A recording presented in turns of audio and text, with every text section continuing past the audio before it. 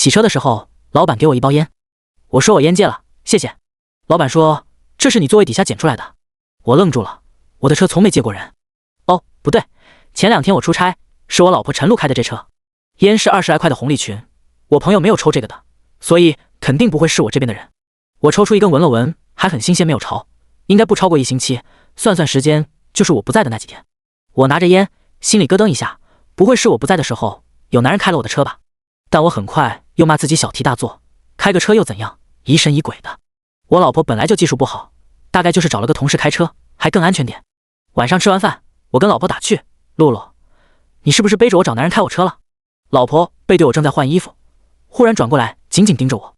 我笑着把口袋里的烟往桌上一丢，洗车店老板发现的，说是哪个同事？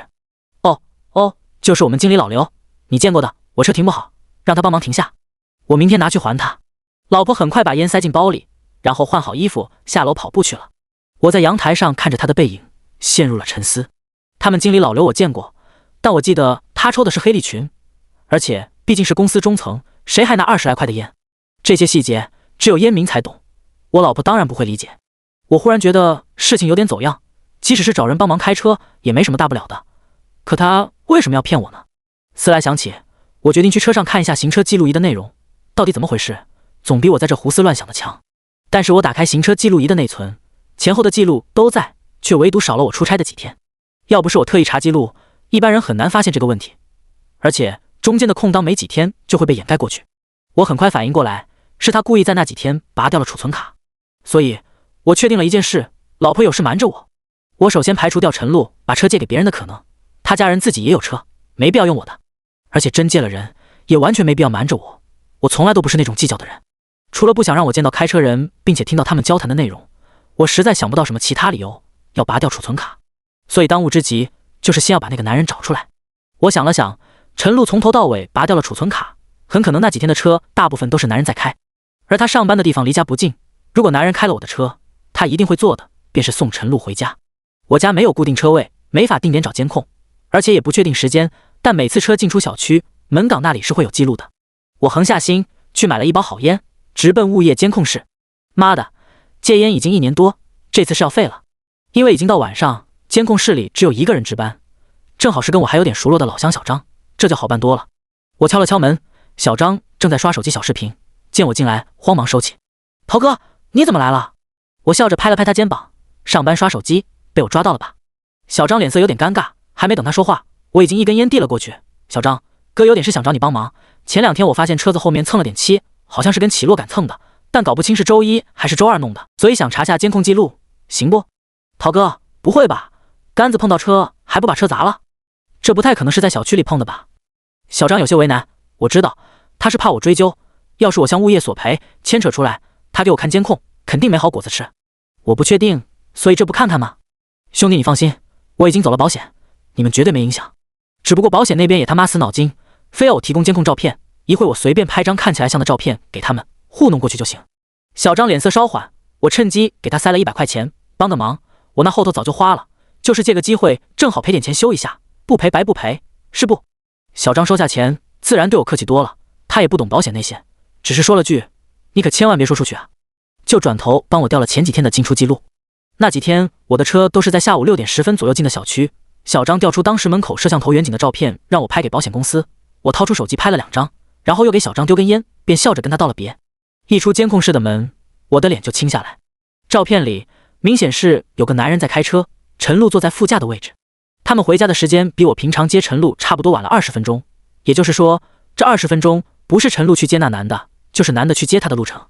因为监控角度的问题，男人的脸看不清楚，所以小张以为是我，但男人的手却明显越过了中控台，搭在陈露的腿上。我脑袋一下就大了，我的老婆陈露看来是真的出了问题。有了他们进小区的时间，本来我可以很快查到他们在楼下的监控画面，但我没有这么做。一来人要脸树要皮，现在小张还以为那个人是我也不想搞得小区的人都知道我老婆出了问题。二来这个男人穿的衣服，我隐隐觉得好像哪里见过。在楼下抽了足足小半盒烟，我还是拿不定主意，他们到底是什么情况？或者说白一点，到了哪个程度？毕竟夫妻一场，哪怕最后分开，体不体面又完全是另一回事。抬头望向阳台，我也不知道这个家我还能住多久。忽然我眼睛一亮，阳台上挂着陈露的运动服，那是双面可穿的，翻过来不就跟那男人穿的颜色款式都一样？我一下子仿佛抓到什么，难道那个男人就是和他一起天天跑步的人？赶紧点开手机，我翻出陈露的朋友圈，幸好他发的不多，也没有几天可见的限制。我记得他以前发过一张他们几个经常跑步同伴的合照，翻了几页，果然被我找了出来。照片上有5个人，3男2女，陈露和另一个女的蹲在前排，后面3个男的里面，左数第一个，也就是陈露后面那个，无论身形感觉都非常像我监控里看到开车的人。那人个子不高，但形体不错，一看就经常锻炼，关键是他长了张小鲜肉的脸，确实是现在女人喜欢的那挂。照片的时间是1年半前，比我们结婚还要早一点。如果真是这人，会不会……我不敢再想下去。为了搞清楚状况，我决定按捺住跟他摊牌的冲动，先忍下来打有准备的仗。我装着什么事都没有发生，甚至晚上还向陈露求欢。他说太累，改天吧。我心里呵呵2声。过了几天，我估计烟盒那茶事他早忘了，于是周末我带他去了趟商场。我走进一个运动专柜，装模作样试了几双鞋，还问导购，如果我买的多，比如50双，有没有什么折扣？导购一听，无比热情地帮我咨询了店长，给了我几种款式的折扣，还留了他的微信和电话。我跟他约好，回去确定后联系他。陈露自然也听到了，他问我，你买这么多鞋干嘛？嗨，别提了，老板心血来潮要搞什么马拉松文化，做公司团建。我看他听进去了，趁机问他，对了，公司还要找个经常跑步的人给我们当陪练，每周1次，时间自由，酬劳不少。你经常跑，有认识合适的人吗？陈露一听来了劲，我不行吗？我看了看他，装出为难的样子，最好要男的，公司男人多，你知道的。而且你跟我这关系，不收钱吃亏，收了钱又不好意思。那倒也是，你们一起跑步的就没有男的？他想了想，有是有，我帮你问问吧。第2天，他跑完步主动来问我，公司说的陪练还要不要？我说当然要，但是最好我先聊一下，有的事情我跟他提前沟通好，报酬也尽量帮他多争取一些。他说行，然后约我明天跟他一起去。我知道他上钩了，要不是这么说，他会不会警觉不知道，但肯定不会带我去见跑友。而我如果跟踪他，未必能获得什么信息，还有可能弄巧成拙。陈露家境不太好，所以多少有些爱占便宜的性格。我特意说酬劳多，他自己挣不了，也会肥水不流外人田。次日，陈露把我带到他们经常跑步的地方，那里老早等了一个男人。我一看就知道，果然是我在他朋友圈看到的那个，而且见到真人，我更加确认，前几天开我车接送陈露的就是他。男人跟我寒暄几句，互加了微信，说自己叫朱瑞，是城西一个小学的体育老师。我说那太好了，就冲你这资历，铁定还要给你涨点酬劳。陈露在边上隐隐露出骄傲的神色，看得我心里一阵恶心。朱瑞听了也挺开心，随手掏出烟分我一根。我眼瞳一缩，果然是跟留在我车上一样的红利群。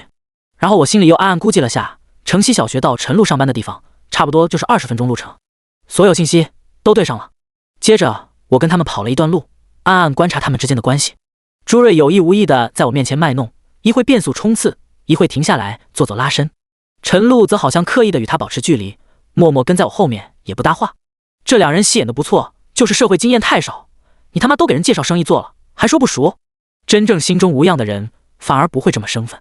而且有好几次我们停下来休息，我捕捉到朱瑞装着活动身体，目光却越过我，落在陈露身上。那种眼神，男人都懂，就是我已经完败你，但还要扮猪吃老虎陪你玩玩的感觉。轻蔑、戏谑加在掩不住的得意里。我没看到陈露是怎么回应的，心中已经一股无名火起。妈的，狗男女！怕自己忍不住，我借口跑不动先回去了。这个男人，我肯定会让他知道谁才是小丑。至于陈露，说实话我还抱有一丝侥幸，如果他还有良知，守着最后的底线，夫妻一场，我也不想让他死得太难看。所以现在还不到跟他们摊牌的时候。离开后，我没有马上回家，而是去找了我一个朋友阿豪。这家伙家里很有钱，却整天不务正业，跟一帮小兄弟天天捣鼓些新潮玩意儿。但他人品没得说，人缘也好，各种路数很熟。我把朱瑞的信息告诉他，给他看了微信，让他帮我查查这个人。阿豪调侃着问我咋回事，怎么转性了，对男人感兴趣。我跟他是光屁股长大的发小，也没什么怕丢人的，就把事情经过告诉了他。他一听，跳得比我还高，草他妈的，这小白脸活腻了是吧？要不要我带2个兄弟去干他？我跟他说先稳住，不要露马脚，我还没搞清具体情况，等调查清楚了，他怎么吃的，我绝对让他双倍吐出来。他说行，他马上会想办法摸清那小白脸底细，到时再跟他算账。临走的时候，阿好把我叫住，给了我一个 U 盘。这是我一个小兄弟刚刚捣鼓的东西，能破译复制手机里的信息，我本来觉得没啥鸟用，看来是为你准备的了。我苦笑，我姻缘里的好运全他妈用到捉奸上了。到家后，陈露已经回来，他奇怪地问我去了哪。我如实告诉他去找了阿豪，他知道我这个富二代朋友，但我说阿豪最近投资个新项目，赚了不少钱，所以我去看看有没有机会参一股。怎么样？有机会吗？听到钱，陈露眼睛又亮了。应该问题不大，我跟他那交情。他说等下个月项目追投，到时算好了具体跟我说。我老公真棒。陈露心花怒放，在我脸上亲了一口。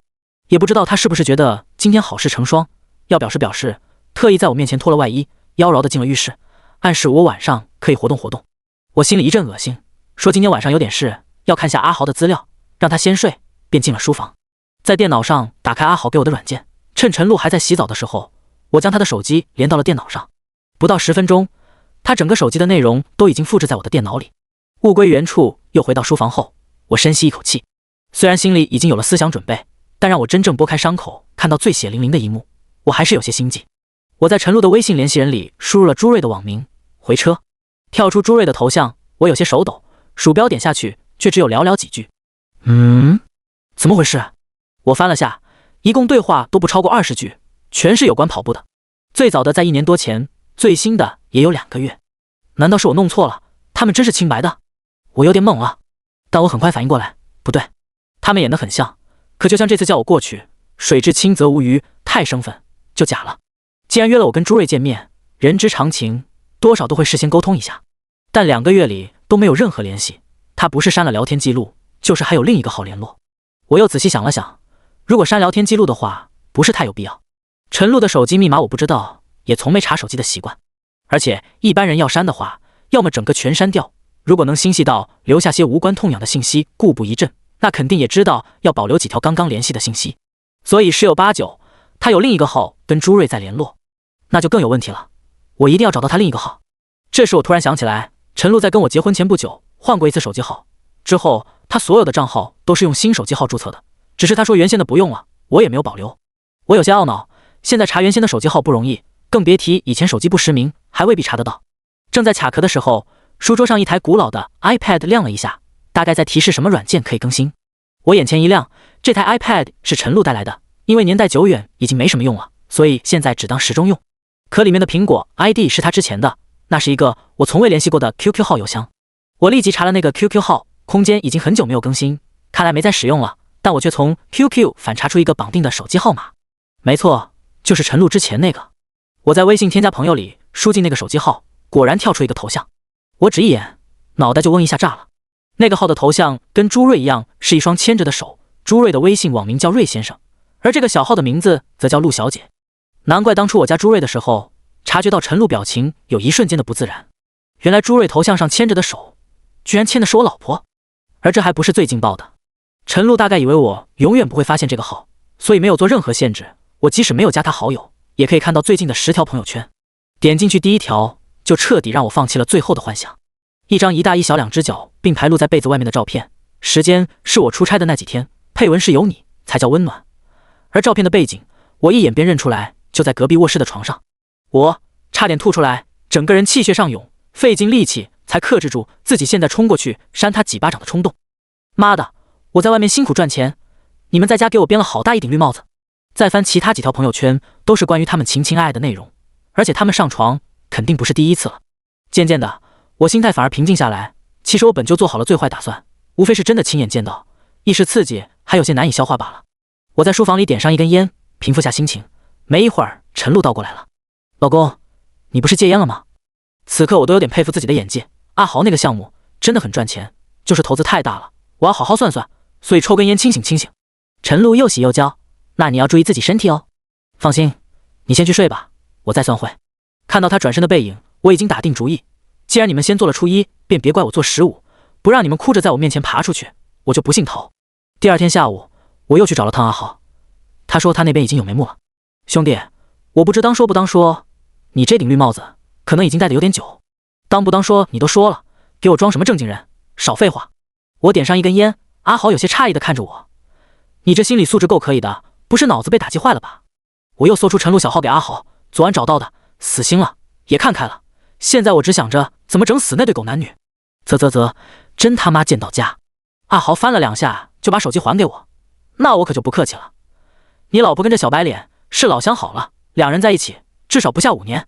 阿豪告诉我，原来朱瑞是陈露的高中同学，2人大概是大学在一起的，分分合合好多次。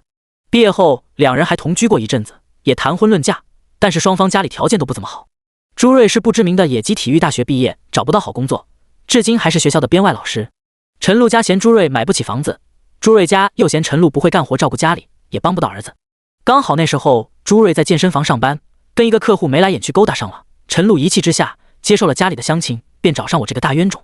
后来好像是我们刚结婚没多久，有一次陈露公司应酬喝多，晚上给朱瑞打电话，说还是忘不了他，2人又好上了，一直偷偷摸摸到现在。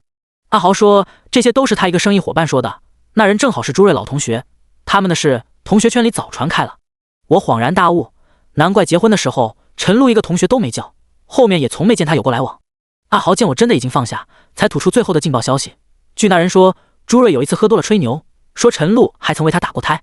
我此时心中已是波澜不惊，只担心阿豪问这么多会不会打草惊蛇。阿豪让我放心，说他借口有个朋友对朱瑞有好感，去打听打听人品。而朱瑞同学最后对他的评价是，他这人所有的脑子都用在玩女人上了。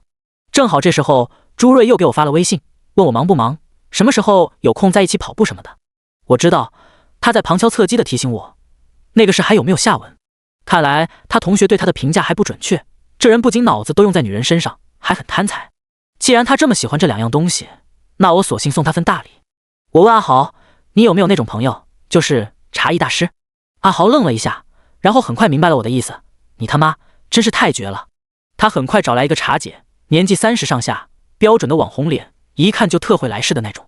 茶姐据说每次节日收的花有一后备箱那么多，但她从不越雷池一步，只赚卖房子卖保险的提成钱。我跟茶姐说了下大致情况，告诉她维持好人设，先别急着下手，有什么花费找我报销，最后一笔大的都归她。然后我便开始给朱瑞下套，先跟他说最近老板不在，跑步搁置了，他有点失落，回了我一个哦。但我又告诉他，当时公司大张旗鼓宣传的时候，有个客户老板也想找跑步陪练，还托我打听来着，问他有没有兴趣。朱瑞马上又有了劲头，行啊哥。于是我帮他约了时间和地点，还格外叮嘱他，这老板是个女强人，对一切要求都很高，让他务必要准时到。那边兴致更高了，多谢兄弟，保证不丢你的脸。晚上阿豪特意开了他的宝马740客串司机送茶姐去约好的地方，朱瑞早早的就等在那里。我因为怕朱瑞不好发挥，没有露脸，只说让他们自己聊。阿豪后来告诉我，茶姐从车上下来，长得漂亮不说，一袭紧身运动装勾出前凸后翘的曲线，马上成为人群目光的焦点。但茶姐对人冷若冰霜，却偏偏看到朱瑞温柔大方，就像真的被他折服一般。朱瑞估计长这么大自尊心都从未如此满足过，再加上茶姐几个小动作一撩拨，整个人魂都没了。最后茶姐要付朱瑞酬劳，他打死都不收，2人还约了下次继续。相比之下，陈露简直就是个渣渣。当然朱瑞根本不会对陈露说茶姐的事，我不在场，他自然就更加放心。我让茶姐慢慢养鱼，我先把另一边的套也埋下去。过了2天，我回家后跟陈露说了阿豪这边投资的事，投资一共要120万，大概1年可以回本，第2年怎么着也能赚100万出来。陈露高兴坏了，挽着我的手臂一个劲往我身上贴。我说但是现在有个问题，我哪里有120万的钱，手头上拼拼凑凑20万已经给阿豪打过去了，后面这100万恐怕要想些其他办法。他有些着急，到手的鸭子不能飞了，问我打算怎么弄。我说我打算把房子拿去抵押，应该能贷150万出来。陈露一听脸色就变了，房子一直是他心头的一根刺，他总觉得我动房子就是在防他。其实房子只有我一个人的名字，是我的婚前财产，他嚷嚷几次想要加名字，可因为房子还有30万贷款，所以暂时不能变更名字才罢休。我告诉他让他放心，我可以用房子做抵押，以他的名义来贷款，到时跟阿豪签合同也以他的名义签，这样实际房款和投资收益都在他手里，还能怕我跑了不成？他脑子转了转，嗔笑着说才没这回事，就是总觉得抵押房子怕怕的。我说你怕什么？要怕也是我怕，万一你跟人跑了，我才叫人财两空呢。他笑得更加灿烂，差点就要把我扑倒就地正法。我心中 MMP， 赶紧制止他说正事，装出一副为难的样子。我说其实还有个问题。怎么了？就是这房子还有点贷款，必须全还上才能抵押，不然银行不给做2押。陈露脸色阴下来，不知在想什么。说来也不多，就30万，可惜我现在一分钱也拿不出来了，你那有没有办法周转一下？贷款下来就能还。陈露眼睛一直盯着我，似乎在判断我的用意。但我还有一招杀手锏，只要把贷款还了，我们就先去过户，把你名字加上，你觉得怎样？这样可就是我们夫妻俩一起扛了，以后赚了大钱，谁也跑不了谁。我装着为了牢牢绑住他，他一听立即多云转晴，行，这钱我跟我爸妈去借。终于上套了。当初我娶她的时候，实实在在给了25万的彩礼，他爸妈说是给我们存着，其实早当成女儿的私房钱。这钱就算我拿不回来，也绝不会便宜了他。可我还是要装出难为情的样子，会不会不好？爸妈还以为我老惦记着他们的钱。没事，放心吧，我去说，毕竟也是为了家里嘛，他们会支持的。那好吧，这样我做东请爸妈吃个饭，等钱用好了再给他们1万块利息。陈露开心的在我脸上连啄了几下，我心中想，有你哭的时候。又过几天，我请岳父岳母在本地一家高档酒楼吃了饭。席间，岳父的脸色一直阴晴不定，直到我敬他酒的时候，他终于绷不住。陶然，你这朋友到底靠不靠谱？我早准备好了资料，拿出几个阿豪的项目给他看，都是一些市面上听说过的赚钱项目，他们自然找不出什么破绽。爸，你也知道我们家一直就中游水平，我趁年轻想拼一拼，也让陈露体验下富太太的生活。正好这个机会把房本上他的名字加了，这不一举两得吗？他爸还想说什么，我赶紧堵上他的嘴。您实在觉得有风险，这样到时房本名字先不加陈露的，风险我一个人扛，您觉得怎样？这孩子说什么傻话，家里的事情当然是2个人一起面对的。陈露他妈瞪了岳父一眼，连忙把话扯过去。到时您把钱直接打给陈露，不过我的手，去银行办理的时候直接让陈露一起，我们办好就去更名。他爸也终于松口，一家人说什么见外的话，又扯了一通。我在不经意间当着岳父岳母的面问了陈露一句，上次那个跑步的朱瑞，后来我们公司有事要延后了，不过我又给他介绍了个美女老板，你跟你说了没？我注意到他爸妈在听到那个名字的时候，脸色明显一变，陈露似乎有些尴尬，说了句没有，我便出门去买单了。在包厢门口，我听到他妈压着声音，露露，你还在跟那个姓朱的来往？陈露有些不高兴，也不知道是因为他妈问他，还是朱瑞找了美女老板没告诉他的关系。他爸也跟着说，露露，我知道你不喜欢陶然，但既然结婚了，你还想怎么样？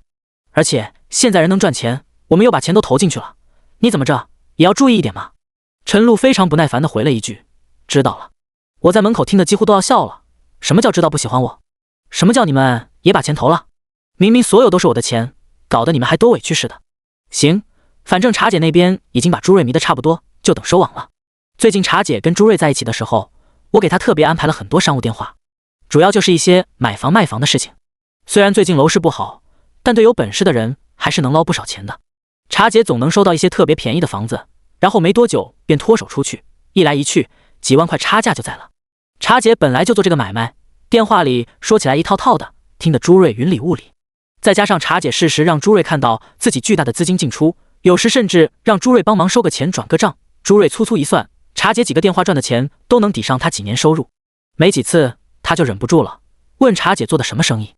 茶姐说都是些玩玩的零花钱，他的朋友有渠道，能吃到特别便宜的一手抵债房，公抵房才相当于市面上6-7折，只要心不凶，随便加个小几万，很快就能转出去了。朱瑞听得眼睛都快冒光，想让茶姐带带他。茶姐说这东西有时候风险也很大，说不定一下就套进去了，要他盘算盘算有多少本金，自己衡量风险。朱瑞在茶姐面前当然不会示弱，说家里还给自己准备了些老婆本，让茶姐尽管带他。茶姐装着对朱瑞有好感，想拉他一把的样子，于是隔了几天带他去了一个外地的售楼处。售楼处里富丽堂皇，人满为患。朱瑞从没买过房子，哪里见过这架势，他只听说房地产不景气，没想到还有这么多人看房。茶姐悄悄告诉朱瑞，这个项目现在内部打折房源销售，只有凭关系才能买到，项目很快会被大开发商收购，这里都是闻风而来的人，到时至少1平米涨2000。朱瑞跟茶姐进到一个 VIP 间，置业顾问驾轻就熟给茶姐几套房源挑选，茶姐挑了2套，直接每套付了60万的首付，但是因为每人每次限购1套，便把其中1套挂在了朱瑞名字上。朱瑞兴奋不已，以为茶姐对他的格外信任另有深意。更让朱瑞激动的是，茶姐挂在他名下的那套房子，不出1个星期就被人加价买走了，60万一转眼就赚了8万块，这8万甚至还是过朱瑞之手的。朱瑞彻底疯狂了，他让茶姐一定要帮他也搞一套，茶姐答应他，让他3天内准备好钱，然后跟他去办手续。网已铺开，只等于钻进来。同时我在跟陈露父母吃完饭后隔了一天，告诉他阿豪那边项目要延迟1个月，为了省点利息，我们晚点再去贷款。他父母给的钱，我让他先自己放着，吃1个月利息也好。他那笔钱，我一开始就是为了朱瑞准备的。然后我功成身退，借口又要出差几天，剩下的就交给朱瑞的表演了。只是这次他们的表演多了一个观众，我在家里偷偷装了2个摄像头。我想，在自家装摄像头应该不犯法吧？果然，我前脚刚走，当晚朱瑞就进了我家的门。他们似乎有阵子没见面，一进门便干柴烈火啃上。但没多久，陈露突然甩开朱瑞，问他是不是外面有人了。我在屏幕后面差点笑出来，你一个偷汉子的，问汉子外面是不是有人，身份转换也太自然了吧。朱瑞又猴急又心虚，连忙跟陈露解释，说自己是为了2人的未来才忍辱负重接近茶姐。在他口里，茶姐只是个有钱的老女人，觊觎自己这张帅气的小白脸，但他绝没越雷池半步，仅是为了赚钱才暂时忽略了陈露。他说他费尽心机，终于说服茶姐带自己坐上一票，为了给陈露更好的将来，他豁出去网贷了30万，现在还差30万的缺口，想让陈露借他周转一下。陈露虽然是恋爱脑，但也不是白痴，当然不会马上同意。然后朱瑞便开始他的表演，又是回忆往昔，又是展望未来，说到激动的时候，还他妈能挤出几滴眼泪，我真有点佩服他了。最后朱瑞拿出自己的转账记录，茶姐过他的大额流水，看得陈露也一愣一愣的。陈露终于开始动摇，说自己手上正好有30万闲钱，但1个月后要用，问朱瑞来不来得及还他。朱瑞头如捣蒜，说这就是老天给的机会，千万不能错过，嘴里的誓言跟连珠炮似的，就差跪下来歃血为盟了。陈露最终把钱转给朱瑞，2人愉快地进行了下半场的庆祝仪式。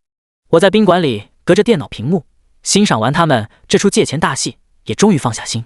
至于后面的，我老婆我又不是没见过，以后留给她自己慢慢回味吧。第2天，茶姐带朱瑞再次去了售楼处，朱瑞交过钱，签完合同，整张大网，终于到了收货的时候。我过2天回到家，陈露显得格外殷勤，也不知道是不是因为30万借出去有些不安的原因。我告诉她一个不太好的消息，阿豪那边项目可能还要延期，但为了补偿他，我说要不这样吧，我们先把房贷去还了，把房本里你的名字先加上，也省得夜长梦多。陈露脸上的表情别提有多精彩了，他支支吾吾半天，说不着急，晚点也没事，他存了7天的定期，等过了再去办。接着茶姐告诉我，朱瑞开始催他脱手了，说哪怕卖便宜点也行，第一次先尝个甜头。我给茶姐赚了2万块钱，说差不多了，你办完最后的事就结束吧。没想到茶姐却把钱退给了我，她说她这一票提成有20万，她只拿自己应得的，还感谢我给她介绍客户。茶姐拖延了朱瑞几天，眼看7天时间也要到了，陈露催朱瑞催得急，朱瑞也开始有些发怵。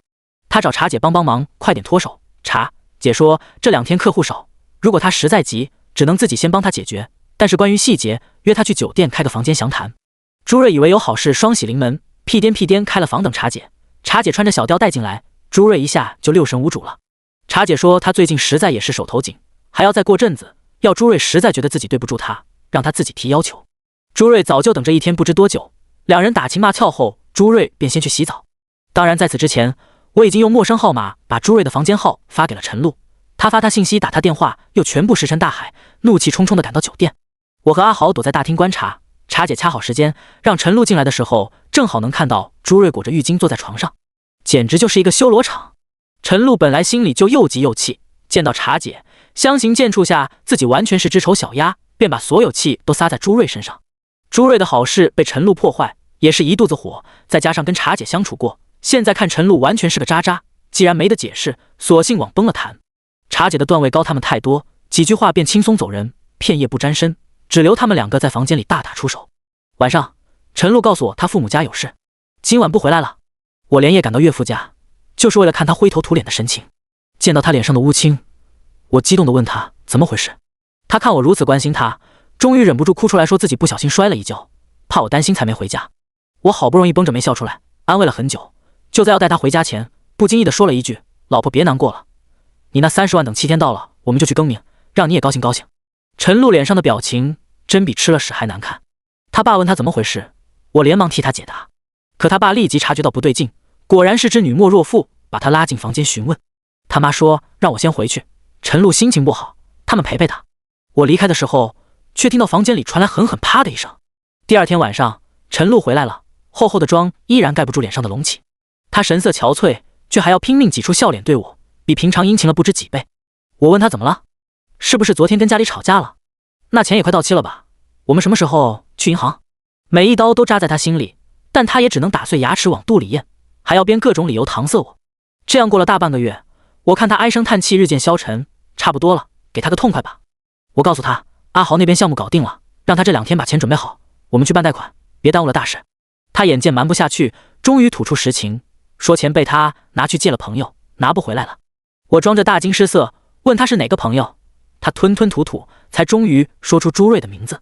我说你别怕，明天我陪你去他们学校找他，一定要让他给个交代。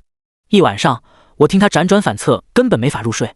也许他也知道，明天就是他生命中的一道坎。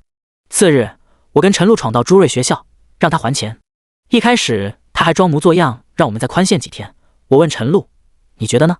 陈露被架在火上，横也不是，竖也不是，脸绷得通红，大概是想起跟朱瑞最后的决裂，终于大吼一声，不行，今天你横竖要给个交代，不然我就闹得你学校人尽皆知。朱瑞也被逼得无路可退，终于说出他买的房子现在不但没法脱手，而且开发商跑路，房子烂尾了，所有的钱都砸进了水里，而且房款根本不止60万，而是200万。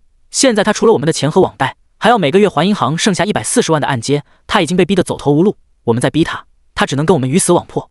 陈露彻底呆了，抓住他的衣领死命摇晃。